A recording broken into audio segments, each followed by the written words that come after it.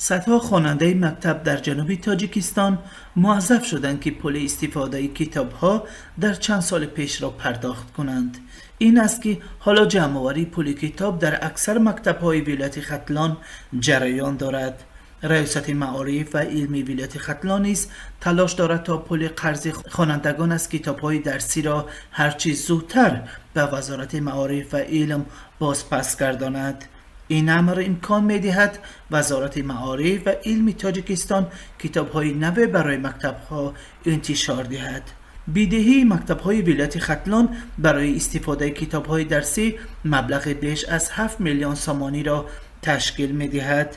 مسئولین ریاست معارف و علمی ولایت ختلان روز 6 نوامبر در صحبت با رادیو آزادی گفتند که پولی که برگردانیدنش به دوش خوانندگان و والدین آنها واگذار شده است تا 31 اکتبر سال جاری مبلغ 7 میلیون و 380 سامانی بوده است که این قرض از سالهای قبل مانده است.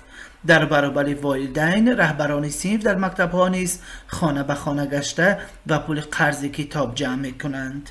دولت مراد اشمرادوف، یک مسئول کارخانه طبع و نشر در منطقه قرغون تپه به رادیو آزادی گفت که خوانندگان مکتب‌ها مدت سالهای 2001 2016 کتاب‌ها را گرفته ولی پول اجاره آن را برنگرداندند. وزارت معارف هر یک شعبه معارف خاطر سند مقایسوی دارد. موافق ترتیب اجارت سال اول 34 فایز میسپرد، سال سوم کتابدارا را جمع کردیم، همینا را مطالعه گذاری کردیم که همین مبلغ برگردانم. موقع مبلغ 7 میلیون که برگردانید وزارت با کدام مبلغ و کتاب نو چاپ کردند. با گفته دولت مراد اشمرادوف تنها مبلغ قرض در کتاب در مکتب‌های ناحیه باختر حدود 800,000 سامانی را تشکیل می‌دهد. در همین حال مدیران اداره‌های معارف و علم شهر و ناحیه ولایت ختلان می‌گویند به جمع‌آوری پول کتاب‌ها از خوانندگان مشغولند.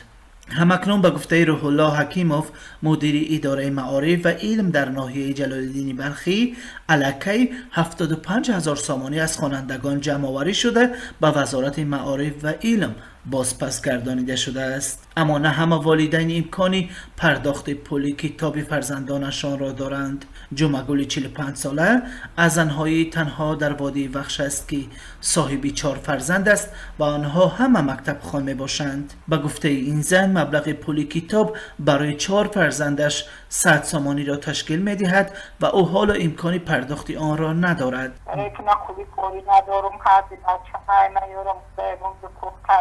من این وقتی را کسی دیرکترش گرد زدم والا روز بچم گفت که او چند بیار میده 59 سامون شد در بین موندم نمیدونم چرا هم خیلی یک سامت این اوردن چند بغل کدومیت.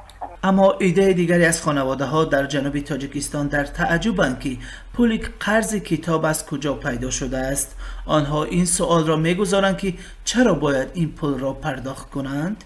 در پاسخ به این سوال مسئولین اداره معارف و علمی ولایت ختلان گفتند که طبق قرارداد از جانب خوانندگان یک کتاب تا 3 سال مورد استفاده قرار میگیرد و ارزشش 10 سامانی است. با گفته این مسئولان خوانندگان در سال اول 34% و سالهای بعدی باقی مانده آن را باید برگردانند. در حالی که مسئولین اداره معارف و علم در شهر و نواحی ولایت ختلان طلب برگردانیدن پول قرض کتاب را دارند، تعدادی از خوانندگان و والدینشان در تشویش هستند که این پول را چگونه برگردانند، چون اکثری آنها فقر و نادارند و به همین سبب نمیتوانند پول قرض کتاب را برگردانند. ضمناً در ولایت ختلان بیش از 1000 مکتب فعال است که در مجموع حدود 670,000 خواننده تحصیل می‌کنند.